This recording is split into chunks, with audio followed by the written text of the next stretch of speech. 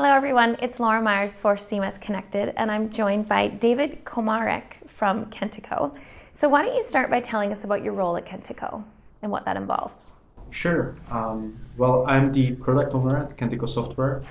Basically, I'm responsible for exploring the opportunities in the market and particularly in the area of content management and online marketing. And then, of course, delivering it to the development and our clients. One of the things I'm excited to ask you, because we have, obviously from your vantage point is a bit different than partners of Kentico or customers of Kentico. How has the GDPR affected you as a platform vendor?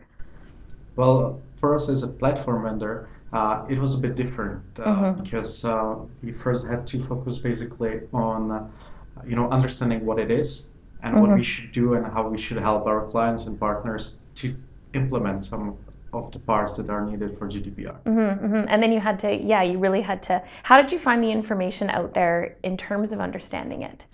That was a bit tricky because, as you guys know, GDPR is quite new and nobody really knows much about it. By that I mean that if you go and ask the market what they would like us to help them with, they don't really have precise answers. So we had to go deeper. We had to talk to our own legal advisors and find out what are the key steps we should address. So you kind of had to, because if you're normally thinking of advancements based on the customer market and they don't really know and they don't even know the advancements they'll need, you kind of had to look in other places.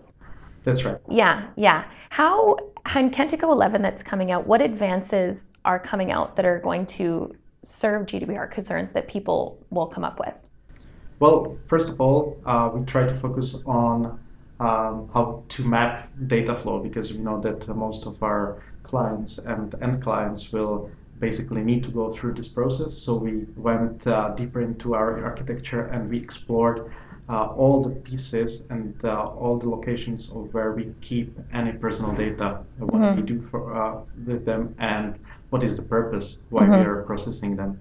And we documented it all for our clients. One of the things that you brought up was the consent forms that you guys can hold on to, which is an interesting thing in your presentation. Sure. Well, consents, they are one of the legal bases that you may need when processing data of your user subjects. And if you don't have any other, you basically need to ask for permission or consent to process data of your visitors or customers.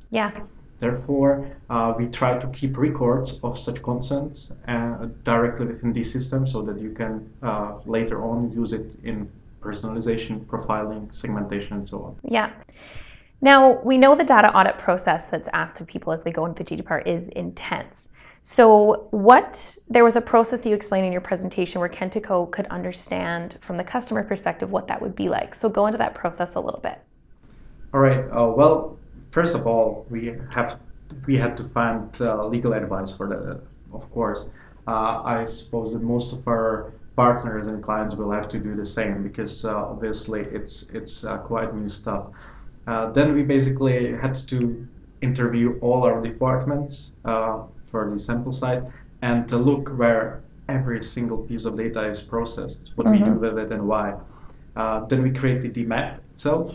And based on that, we could basically provide our lawyers with materials. They would go then and see, our dancing goat.